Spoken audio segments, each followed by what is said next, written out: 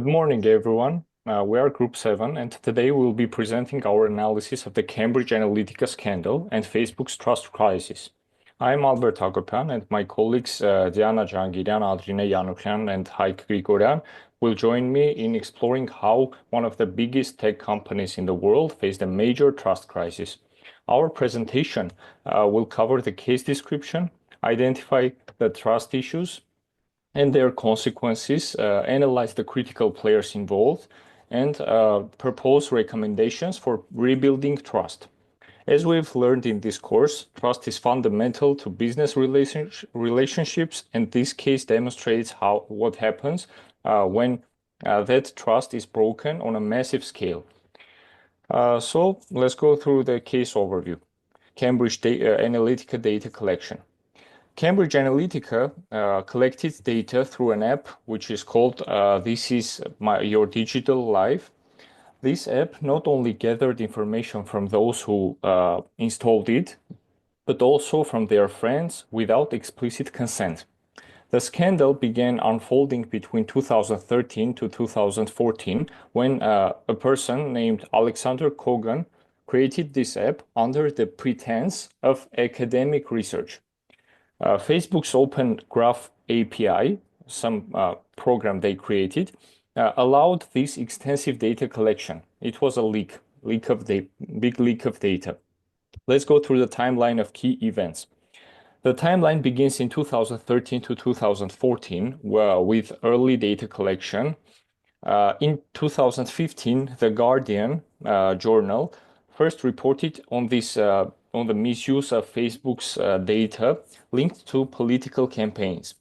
This situation escalated in March 2018 when a whistleblower named Christopher Wiley revealed the full scale of the breach to The Guardian and New York Times.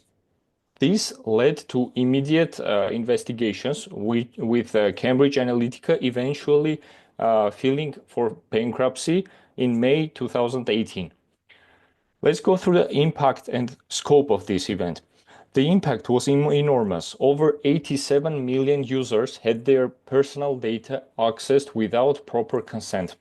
These data included profiles, birthdays, likes, timelines, and in some cases, even personal messages. Facebook eventually faced massive legal, financial, and reputational consequences, including a 5 billion FTC penalty, and eventually rebranded itself to Meta in 2021 to clear up their reputation loss. Now, Adrina Yanukyan will continue from here. Adrina. I think I will continue. Excuse me. Yes, I forgot. So I'm Diana, and I will continue. So let me tell you about more how this data breach occurred and what trust issues it revealed. So there was a Facebook system, and the hackers exploited weakness in that Facebook system, and they generated millions of random phone numbers and matched them to Facebook accounts. So although this data also was technically public, but the automated collection at such big scale represented a significant privacy violation. And what's interesting from the trust perspective, that even before this scandal, that there were already trust concerns among Facebook's users. There was a research from Liu et al. That in 2011, there were 37% of Facebook users who were satisfied with their privacy settings. And there was also a Pew Research, which was done in 2014. And the study showed that only 91% of Americans felt that they no longer controlled their personal information online. Moving to the next slide. So we can now identify which were the main trust violations in this case. So Facebook's business model was based on data collection that they were saying for the advertising purposes only, but not political manipulation. However, there were several problems that undermined this promise. So first of all, Facebook's privacy policies are very difficult for average users to understand. For example, they were too long to read, or there were parts that were too small for the average person to read it, and most of all didn't read it at all, or did not see the parts. And that part, the platform, the Facebook, allowed third-party apps to access not just users data, but also their friends and their friends data without clear consent. And critically, the company also placed monetization goals ahead of their user protection goals. Now we can move to the next slide and talk about what long-term consequences and what industry impact the scandal made.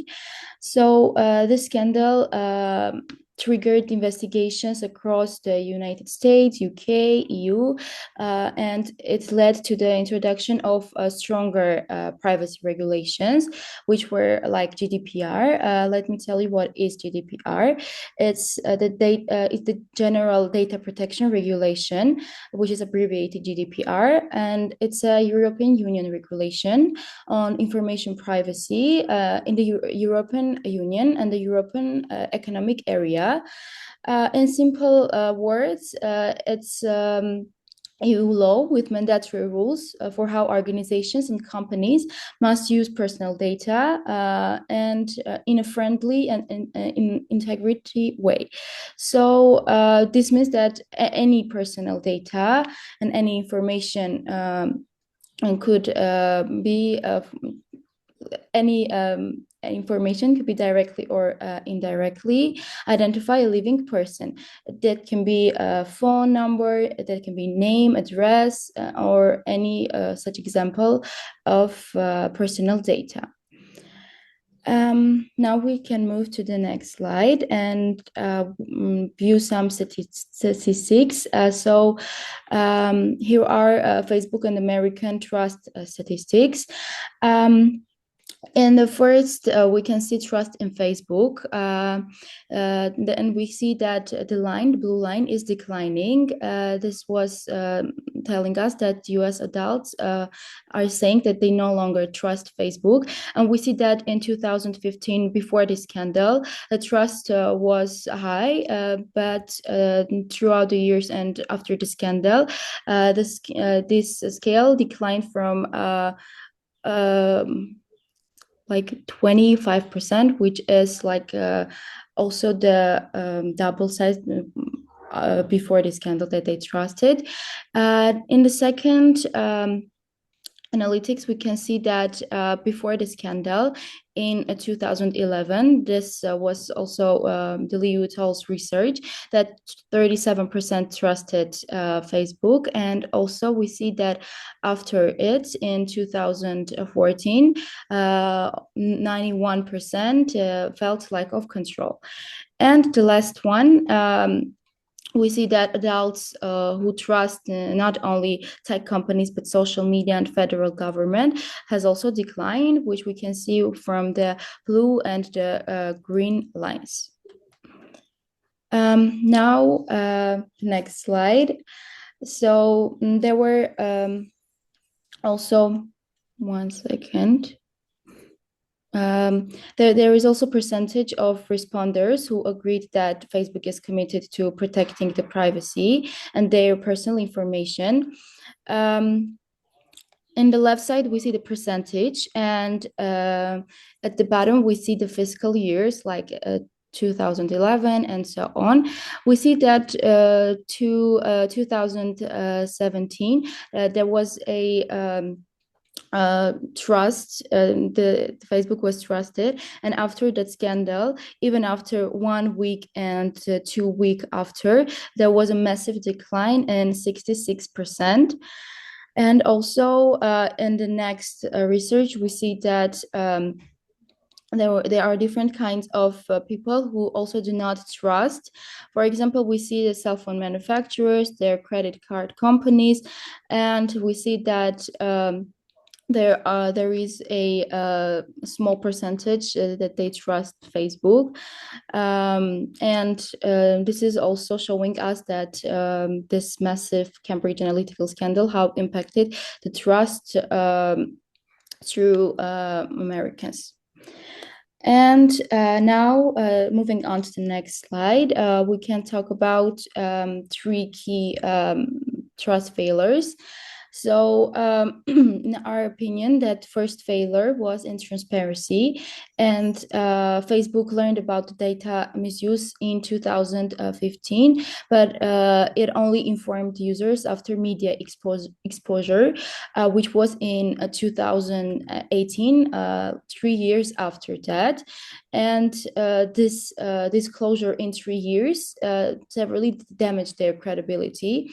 The second failure that was in this case, it was with integrity, because the private user data was harvested and also used for not only their advertising purposes, but political purposes and without permission, which is also violated the expectation from Facebook that it would protect the user information and use it only for agreed purposes.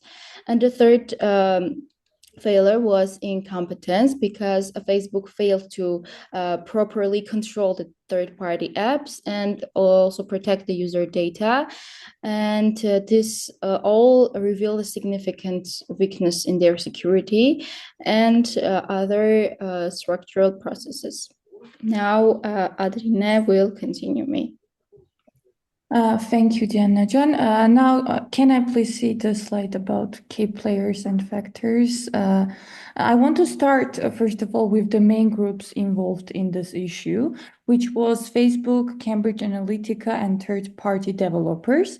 Facebook, as the platform owner, was in charge of how that data was handled, but Cambridge Analytica misused the data they got, and many third-party developers took advantage of Facebook systems to access more data than they should have. There were a few big problems that made this even worse. First of all, Facebook didn't have strong rules for managing data. They didn't clearly tell users how their data was being shared. And even they found out there was misuse. Even when they found out there was misuse, they didn't act quickly to stop it, which was also a problem. And these gaps allowed the problem to grow. Now moving to the next slide, I want to talk about Facebook's leadership, which is also very important. Mark Zuckerberg and Sheryl Sandberg were the key decision makers during this scandal. Even though they were warned internally, they didn't act quickly. At first, Zuckerberg played down the seriousness of the issue. He only admitted there were big problems later when he was speaking to Congress. And Sandberg focused more on protecting the company's image rather than on responding to users' concerns. The slow response made people lose trust in Facebook and raised questions about how seriously the leadership took their responsibilities. Now, moving to the next slide, I want to say that one big reason this happened was how Facebook's leadership system worked. First of all, Mark Zuckerberg had most of the voting power, so there weren't enough checks to question or stop decisions. This gave one person a lot of control over big choices without much oversight. On top of that, Facebook had a company motto called "Move fast and break things." That mindset helped them grow quickly, but it also meant they didn't always stop to think about what problems they have and the ethics or safety of the company. And this culture made it easy for serious mistakes to happen without being caught in time. And moving to the next slide, there were also some cultural factors and trust crisis that made this happen. And let's look at how Facebook cultures and how it let's look at Facebook's culture and how it led to lose a lot of trust. In 2010, Facebook launched the Open Graph API. This tool let outside developers collect not only users' data, but also the data of their friends without asking for permission.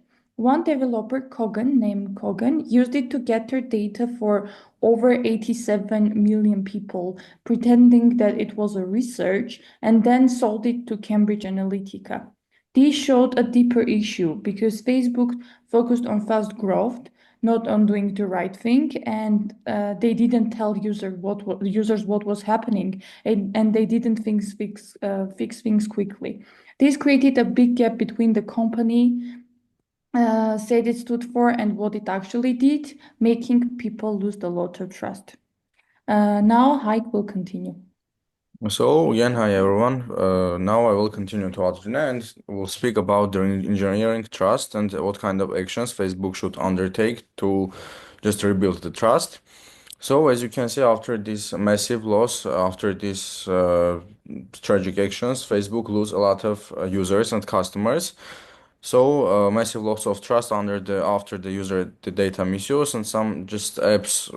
So everything was changed, and now let's speak about the steps as we will move to the next slide.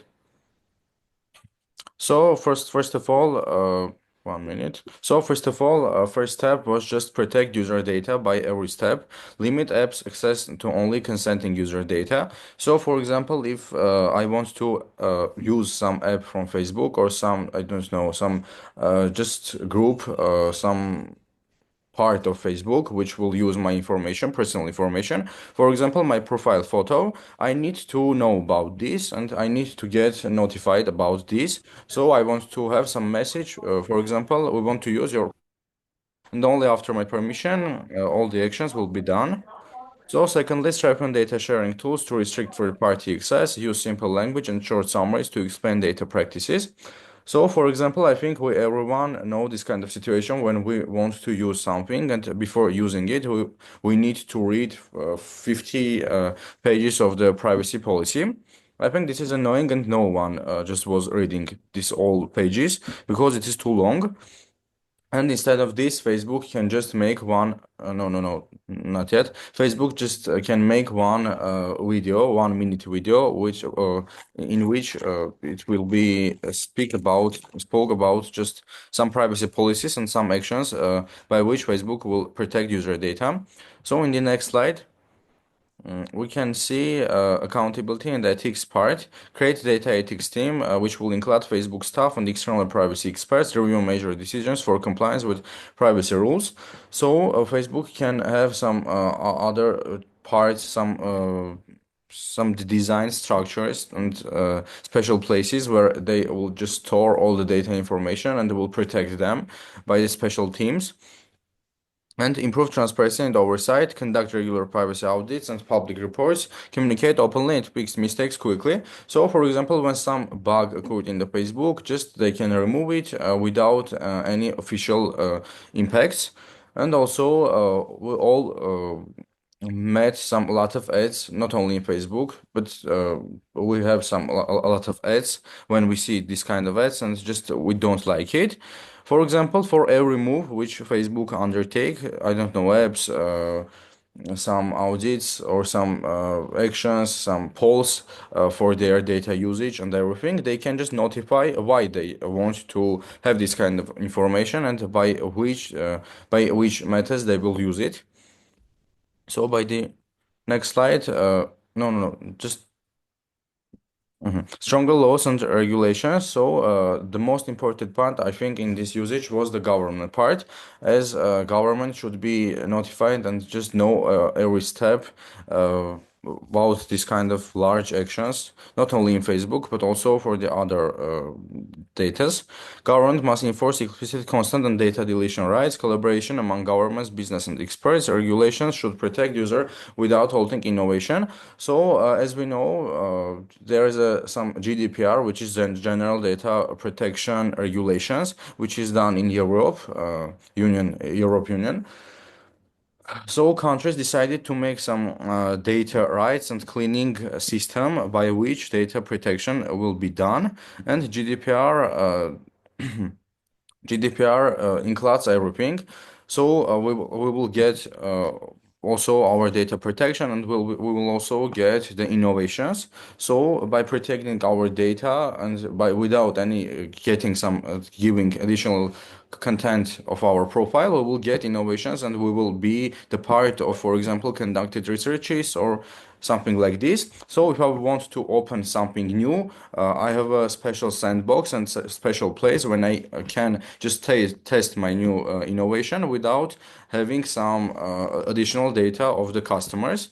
And this is very nice and great method. So finally, there is a human part, and apologize for this. So this human part was very important. And after this kind of scandals, for example, the CEO of Facebook can write something or just have some recognition of their fault that they use a lot of data without any explicit just content. So everything needs to be shared, and not only in Facebook, but everything, every step which was connected to the customers needs to be shared and acknowledged by the customers, as this was the most important part, the transparency and the acknowledgement of the usage of everything. This is in the first step. So thank you for your attention. We tried to just analyze everything and give some solutions for the Facebook analytical scandal.